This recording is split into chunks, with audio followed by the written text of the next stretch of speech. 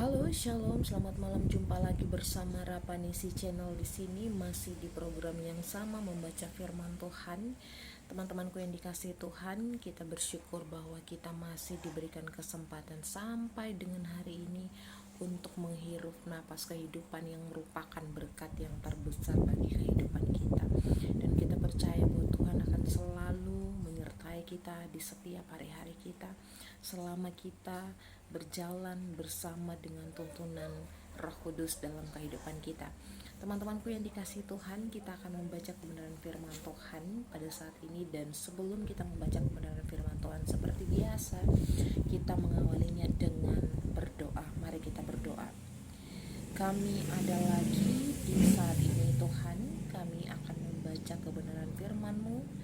Engkau menyertai setiap kami, semua subscriber Rapanisi Channel dimanapun mereka berada. Berikanlah hikmat pewahyuan yang daripadamu, sehingga firman Tuhan yang akan kami baca nanti boleh tertanam dalam kehidupan kami, dan boleh kami melakukan itu dalam aktivitas kami dari hari lepas hari. Engkau berfirman bagi setiap kami, bagi setiap subscriber Rapanisi Channel, dan kami akan membaca kebenaran firman-Mu. Kami menuntun dan penyertaan-Mu Tuhan. Dalam nama Tuhan Yesus Yeshua Mashiach kami berdoa. Haleluya. Amin. Teman-temanku yang dikasihi Tuhan, kita akan membaca dari 1 Tawarik. 1 Tawarik pasal yang keempat. 1 Tawarik, keturunan Yehuda dari cabang lain. Anak-anak Yehuda ialah Peres, Hesron, Karmi, Hur, dan Syobal. Reaya anak Syobal memperanakan Yahat, dan Yahat memperanakan Ahumai dan Lahat. Itulah kaum-kaum orang Zora. Inilah anak-anak Etam, Yisrael, Isma, dan Idbas. Nama saudara perempuan mereka ialah Haselelponi, lalu Pnuel, bapa Gedor, dan Eser, bapa Husa. Itulah keturunan Hur, anak sulung Efrata, bapa Betlehem. Asyur bapa Tekua mempunyai dua istri, yakni Hela dan Naara. Naara melahirkan baginya Awusam, Hefer, Temeni, dan orang Astari. Itulah anak-anak Naara. Anak-anak Hela ialah Seret, Yezohar, dan Etnan. Kos memperanakan Anuk, Hazobeba, dan kaum-kaum Aharhel bin Harun. Yabes lebih dimuliakan daripada saudara-saudaranya. Nama Yabes itu diberi ibunya kepadanya, sebab katanya, aku telah melahirkan dia dengan kesakitan. Yabes berseru kepada Allah Israel, katanya, kiranya engkau memberkati aku berlimpah-limpah dan memperluas daerahku, dan kiranya tanganmu menyertai aku dan melindungi aku daripada malapetaka, sehingga kesakitan tidak menimpa aku. Dan Allah mengabulkan permintaannya itu. Kelub saudara Suha memperanakan Mehir, dialah ayah Eston, dan Eston memperanakan Betrafa, Pasea, dan Tehina, bapa Irnahas. Itulah orang-orang Reka. Anak-anak Kenas ialah Otniel dan Seraya, dan anak-anak Otniel ialah Hatat dan Meonothai. Dan Meonothai memperanakan Ofra, Seraya memperanakan Yoab, bapa lembah tukang-tukang, karena mereka adalah tukang-tukang. Anak-anak Kaleb bin Yefune ialah Iru, Ela, dan Naam, dan keturunan Ela ialah Kenas. Anak-anak Yehaleleel ialah Sif, Sifa, Trea, dan Asarel. Anak-anak Esra ialah Yeter, Meret, Efer, dan Yalot. Itulah anak-anak Pika, putri Firaun yang telah dikawini Meret. Perempuan ini melahirkan Miriam, Somai, dan Yisba, bapa Estemoa. Istri Meret perempuan Yehuda itu melahirkan Yeret, bapa Gedor, dan Heber, bapa Soko, dan Yekutiel, bapa Sanoa. Anak-anak istri Hodia, saudara perempuan Naham, ialah Abu Kehila, orang Dermi itu, dan Estemoa, orang Maaka itu. Anak-anak Simon ialah Amal, Rina, Ben Hanan, dan Kelon. Anak-anak Yise ialah Sohet dan Ben Sohet. Keturunan Sela anak Yehuda ialah bapa Leka, dan Lada, bapa Mareza, dan kaum-kaum para pengusaha kain lenan halus di Bet Asheba. Lalu Yokim dan orang-orang Kozeba, lagi Yoas dan Saraf yang menguasai Moab, dan kemudian pulang ke Bethlehem. Riwayat-riwayat ini tua. Mereka ini adalah tukang-tukang periuk yang diam di Nethaim dan Gedera. Mereka diam di sana dan bekerja untuk raja. Keturunan Simeon. Anak-anak Simeon ialah Nemuel, Yamin, Rahib, Yarib, Sera, dan Saul. Anak orang ini ialah Sulum. Anak orang ini ialah Mibsam.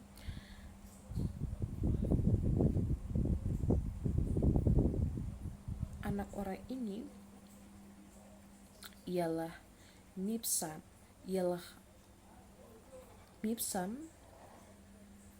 Anak orang ini ialah Misma. Keturunan Misma ialah Hamuel. Anaknya anak orang ini ialah Sakur. Anak orang ini ialah Sime. Sime mempunyai 16 orang anak laki-laki dan 6 orang anak perempuan, tetapi saudara-saudaranya tidak mempunyai banyak anak. Seluruh kaum mereka tidak bertambah banyak seperti Bani Yehuda. Mereka diam di Beersheba, Molada, Hasar Sual, Bilha, Ezam, Tolat, Betuel, Horma, Siklak, Bet Markabot, Hasar Susim, Bet Biri, dan di Saarim. Itulah kota-kota mereka sampai Daud menjadi raja, dan desa-desanya ialah Etam, Ain, Rimon, Token, dan Azan, 5 perkampungan. Juga segala desanya di sekitar perkampungan-perkampungan itu sampai ke Baal. Itulah tempat-tempat kediaman mereka, dan mereka mempunyai silsilahnya sendiri. Dan Mesobab, Yamlek, Yosa bin Amasya, Yoel, Yehu bin Yuspisia, bin Seraya bin Asiel, Elioneai, Yakoba, Yesohaya, Asaya, Adiel, Yesmiel, Benaya, Sisa bin Sifei, bin Alon, bin Yedaya, bin Simri, bin Semaya. Orang-orang yang disebutkan dengan nama-namanya adalah pemimpin-pemimpin di antara kaum-kaum mereka. Keluarga-keluarga mereka makin bertambah banyak. Oleh sebab itu mereka pindah ke arah Gedor sampai ke sebelah timur lembah untuk mencari padang rumput bagi kambing domba mereka. Mereka menemui padang rumput yang gemuk dan baik. Negeri itu luas, aman, dan sentosa. Orang-orang yang diam di sana sebelum mereka berasal dari Ham. Orang-orang yang namanya tertulis ini datang dalam zaman Hizkia, Raja Yehuda, dan memusnahkan kemah-kemah orang Ham dan orang Meonim yang terdapat di sana dan menumpas mereka. Demikianlah sampai hari ini. Kemudian mereka menduduki tempat orang-orang itu, sebab di sana ada padang rumput bagi kambing domba mereka. Dan sebagian dari mereka dari Bani Simeon sebanyak 500 orang pindah ke padang di pegunungan Seir. Sebagai kepala mereka ialah Pelaca, Nairya, Refayat, dan Usiel, anak-anak Hisei. Mereka membinasakan sisa orang Amalek yang telah meluputkan diri, lalu mereka diam di sana sampai hari ini. Suku-suku yang di seberang sungai Yordan. Anak-anak Ruben, anak sulung Israel. Dialah anak sulung, tetapi karena ia telah melanggar kesucian petiduran ayahnya, maka hak kesulungannya diberikan kepada keturunan dari Yusuf. Anak Israel juga sekalipun tidak tercatat dalam silsilah sebagai anak sulung. Memang Yehudalah yang melebihi saudara-saudaranya, bahkan salah seorang dari antaranya menjadi raja, tetapi hak sulung itu ada pada Yusuf. Anak-anak Ruben, anak sulung Israel ialah Henok, Palu, Hesron, dan Karmi. Keturunan Yoel ialah Semaya, anaknya. Anak orang ini ialah Gog. Anak orang ini ialah Simei. Anak orang ini ialah Milka. Anak orang ini ialah Reaya. Anak orang ini ialah Baal. Anak orang ini ialah Beera, yang diangkut ke dalam pembuangan oleh Tilgat Pilneser, Raja Asyur. Dialah pemimpin orang Ruben.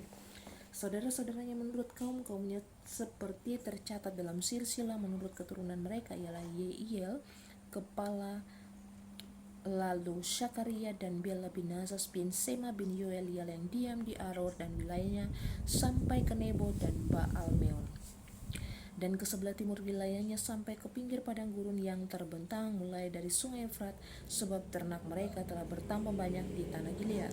Di zaman Saul mereka melakukan perang melawan orang Hagri. Setelah orang-orang itu jatuh ke dalam tangan mereka, maka mereka diam ke kemah-kemah orang-orang itu di seluruh sisi timur Gilead. Bani Gad diam berbatasan mereka di tanah Basan sampai Salka. Yoel adalah kepala dan Safam orang kedua. Juga Yanai dan Safat diam di Basan. Saudara-saudara mereka menurut puak-puak mereka ialah Mikael, Mesulam, Sheba, Yurai, Yakan, Sia, dan Eber, 7 orang. Itulah anak-anak Abihail bin Huri bin Yaora bin Gilead bin Mikael bin Yesisai bin Yahdo bin Bus. Kepala puak mereka diam di Gilead, di Basan, dan di segala anak kotanya. dan di segala tanah penggembalaan Saron sampai ke ujung-ujungnya. Mereka sekalian dicatat dalam silsilah pada zaman Yotam Raja Yehuda dan pada zaman Yerobeam Raja Israel. Dari Bani Ruben orang Gad dan setengah suku Manasye ada 44.760 orang yang sanggup berperang, orang-orang yang tangkas yang dapat memanggul perisai dan pedang dan melentur busur panah yang terlatih dalam bertempur. Mereka itu melakukan perang melawan orang Hagri, Yetur, Nafis dan Nodab. Mereka mendapat bantuan melawan orang-orang itu, sehingga orang Hagri itu dan semua orang yang mengikutinya menyerahkan diri ke dalam tangan mereka. Sebab mereka telah berseru kepada Allah dalam pertempuran itu, maka Ia mengabulkan permintaan mereka. Sebab mereka percaya kepadanya, mereka mengangkut ternak orang-orang itu sebagai jarahan. Untanya 50.000 ekor, kambing domba 250.000 ekor, dan keledai 2.000 ekor, juga manusia 100.000 jiwa. Banyak orang yang tewas karena mati terbunuh, sebab pertempuran itu adalah daripada Allah. Lalu mereka menduduki tempat orang-orang itu sampai waktu pembuangan. Setengah suku Manasye diam di negeri itu, mulai dari Basan sampai Baal Hermon, Senir dan Gunung Hermon. Mereka sudah banyak jumlahnya.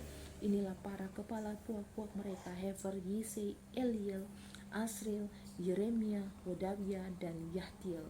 Orang-orang pahlawan yang gagah perkasa, orang-orang yang kenamaan, para kepala puak-puak mereka. Tetapi ketika mereka berubah setia terhadap Allah nenek moyang mereka dan bersinah dengan mengikuti segala ilah bangsa-bangsa negeri yang telah dimusnahkan Allah di depan mereka, maka Allah Israel menggerakkan hati Pul, yakni Tilgat Pilneser Raja Asyur.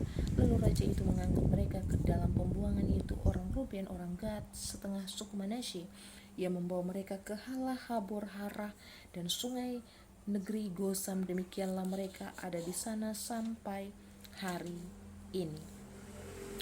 Demikianlah pembacaan firman Tuhan kita pada malam hari ini dari 1 Tawarik 4 dan 1 Tawarik 5. Nah, teman-teman yang dikasih Tuhan, saya mencoba membatasi pembacaan kita hanya 2 pasal ya teman-teman ya, biar kita bisa lebih mendalam lagi untuk menghayati setiap firman Tuhan yang kita baca. Karena kalau terlalu banyak kita membaca misalnya banyak pasal, kita tidak akan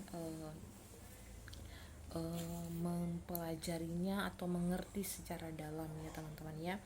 Nah, kitab Tawarik sendiri lebih banyak menceritakan tentang silsilah-silsilah ya teman-teman yang dikasih Tuhan.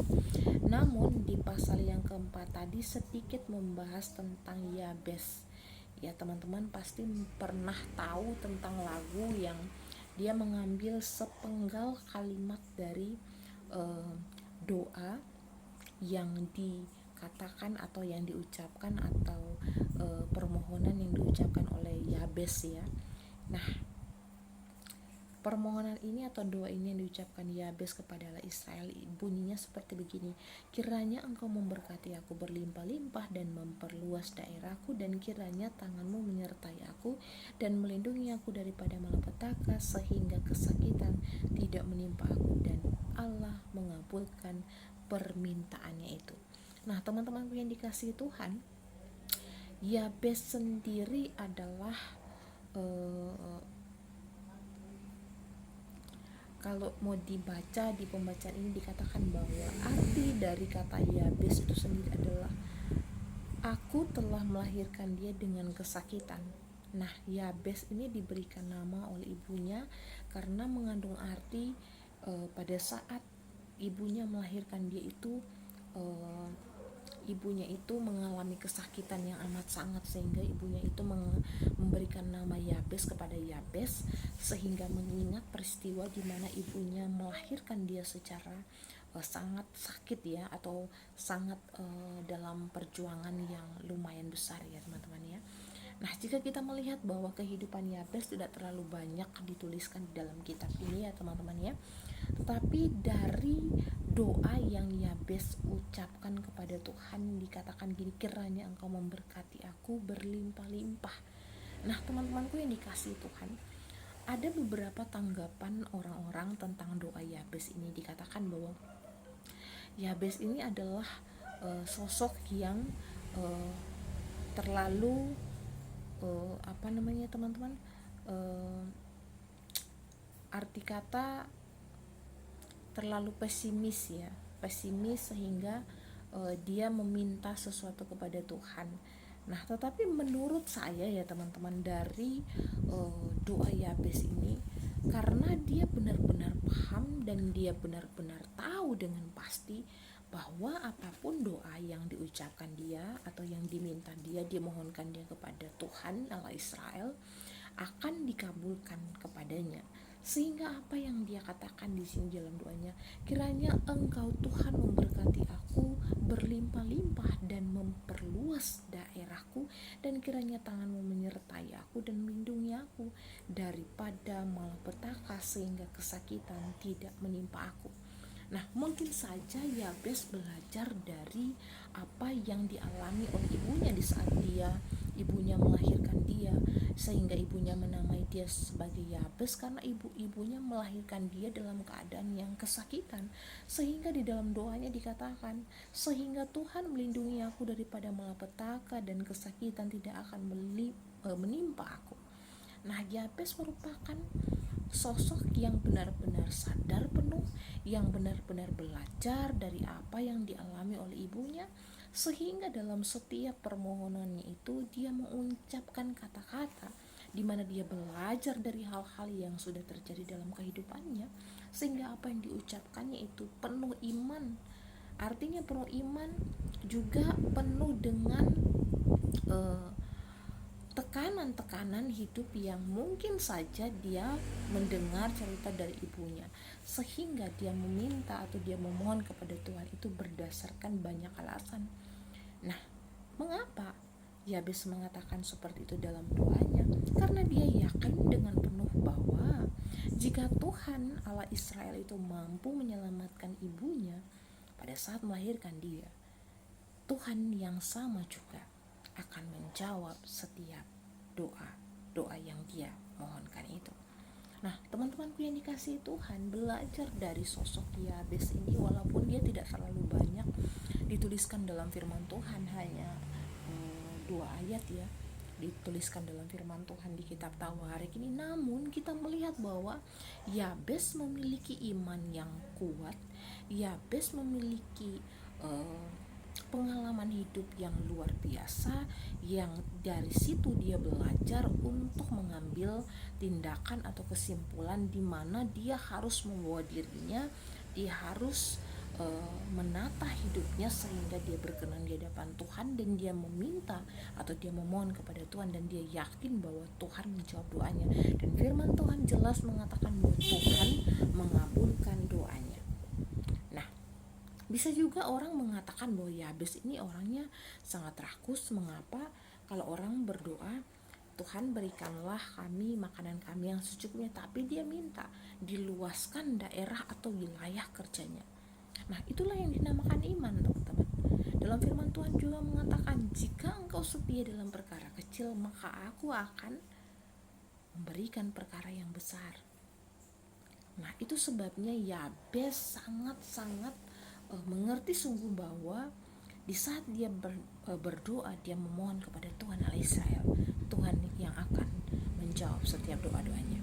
Oleh sebab itu, kita jangan pesimis, kita jangan merasa minder dalam meminta kepada Tuhan, karena kita tahu Tuhan kita dimana adalah pribadi yang berkuasa, yang sanggup mengabulkan setiap permintaan dan doa-doa kita. Oleh sebab itu, teman-teman yang dikasihi Tuhan, sedikit saja ilustrasi kita lewat pembacaan kita malam hari ini, dan sedikit makna bahwa dalam memohon, dalam meminta doa-doamu, yakinlah dan percayalah bahwa Tuhan akan menjawab setiap doa-doamu. Apapun itu, kamu berhak, kamu bebas meminta apapun, sama seperti seorang anak kecil yang meminta hadiah kepada ayahnya. Dia tidak akan pernah tahu berapa mahal hadiah itu, berapa susahnya untuk mendapatkan hadiah itu, namun dia yakin dengan sungguh bahwa ayahnya, orang tuanya akan mampu membelikan hadiah itu kepada dia. Sama seperti Yabes, dia berdoa dan dia yakin dengan sungguh bahwa Tuhan akan menjawab setiap permohonan doanya, dan firman Tuhan jelas mengatakan Tuhan mengabulkan setiap permohonan doanya. Kiranya Tuhan memberkati kita semua subscriber Rapanisi Channel, kiranya ada dalam perlindungan dan penyertaan Tuhan dan selalu diberkati oleh Tuhan. Kita berdoa teman-teman untuk mengakhiri pembacaan kita pada saat ini. Terima kasih Tuhan yang baik, kami telah selesai dalam pembacaan firman Tuhan malam hari ini. Bapa, terima kasih untuk makna, untuk setiap pesan-pesan yang kami dapatkan lewat pembacaan firman Tuhan pada saat ini. Biarlah Roh Kudus Engkau yang terus dan terus membuka setiap hikmat dan pewahyuan bagi setiap subscriber Rapanisi Channel dimanapun mereka berada. Dan biarlah lewat kebenaran firman Tuhan kami selalu dimerdekakan, kami selalu dibaharui lewat pikiran, lewat perkataan, lewat perbuatan kami. Bapa yang baik, kami berdoa bagi seluruh keluarga kami, orang tua kami, anak-anak kami, suami, istri kami, semua orang yang berhubungan darah dengan kami maupun yang tidak berhubungan darah dengan kami. Kami berdoa, kami minta pagar perlindungan Allah selalu melindungi keluarga-keluarga kami, dan darah Yesus yang kudus yang telah mengalir di kayu salib itu kiranya selalu menutup bungkus kami dengan darah-Mu yang kudus itu Tuhan, sehingga kami terlindung sempurna di dalam Engkau. Kami berdoa bagi bangsa dan negara kami Tuhan, dengan segala macam kejadian-kejadian, keadaan-keadaan bencana-bencana yang terjadi di bangsa dan negara kami. Kami mohon kiranya Tuhan mau campur tangan, Tuhan mau ambil alih, Tuhan mau melindungi setiap kami Tuhan. Hibur setiap orang-orang yang berada dalam keadaan yang berduka karena mengalami bencana alam Tuhan. Kami tidak tahu apa maksud-Mu bagi bangsa dan negara kami, tetapi kami terlalu yakin dan percaya Tuhan yang kami sembah, Tuhan tidak pernah merancangkan rancangan kecelakaan bagi setiap kami, tetapi kami percaya dan kami terlalu yakin Tuhan merancangkan masa depan kepada setiap kami, rancangan-rancangan yang terbaik, rancangan damai sejahtera bagi setiap kami. Kami memberkati bangsa kota kami, bangsa kami negara Indonesia, dan kota-kota di mana kami tinggal Tuhan. Biarlah damai sejahtera turun bagi bangsa dan negara kami, mulai dari pemimpin yang paling atas sampai yang paling bawah. Kasih karunia dan damai sejahtera kiranya turun menyertai setiap kami Tuhan, setiap subscriber Rapanisi Channel dimanapun mereka berada, mulai hari ini terus kekal sampai Tuhan Yesus Yeshua Mashiach datang untuk yang kedua kali. Haleluya, amin. Teman-teman yang dikasihi Tuhan, kita akan jumpa lagi di pembacaan firman Tuhan yang berikutnya. Tetap kuat di dalam Tuhan, tetap mengandalkan Tuhan dalam setiap kehidupanmu, dan jangan lupa tetap selalu membaca kebenaran firman Tuhan. Tuhan Yesus memberkati. Shalom Elohim.